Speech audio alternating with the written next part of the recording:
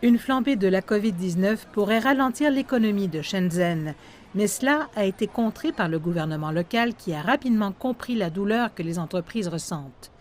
Il a introduit de multiples mesures d'allègement pour aider les entreprises à y faire face. Celles du district de Futian, durement touchées, peuvent bénéficier de réductions de loyers et de subventions financières.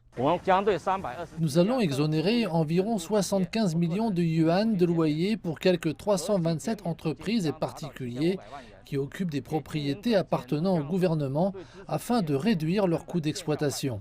Une attention particulière a été accordée aux entreprises de la communauté de Xiasha, qui est l'une des nombreuses zones encore sous confinement.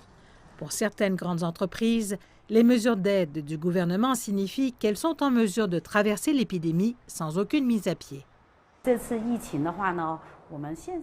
Certaines de nos entreprises ont été transférées en ligne, mais nous avons de nombreux vendeurs qui travaillent à travers tout le pays.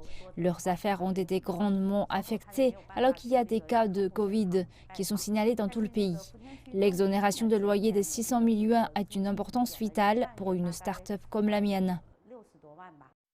Plusieurs restaurants ont dû fermer leurs portes pour empêcher la propagation du virus. Certains d'entre eux ont aussi droit à des subventions spéciales pour traverser cette période difficile. Nous sommes fermés depuis le 1er mars. Après avoir reçu l'avis de réouverture, nous avons pris une série de mesures de prévention et de contrôle pour accueillir les clients au premier jour qui est aujourd'hui.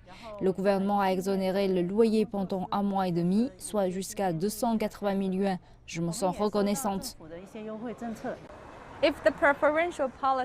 Si les politiques préférentielles émises par le gouvernement municipal chevauchent celles du district de Futian, les entreprises peuvent bénéficier des deux. Les entreprises sont très satisfaites de cette règle car elle leur apporte un soutien solide, les aide à minimiser l'impact économique négatif de la pandémie et leur permet de reprendre des niveaux de production normaux dès que possible.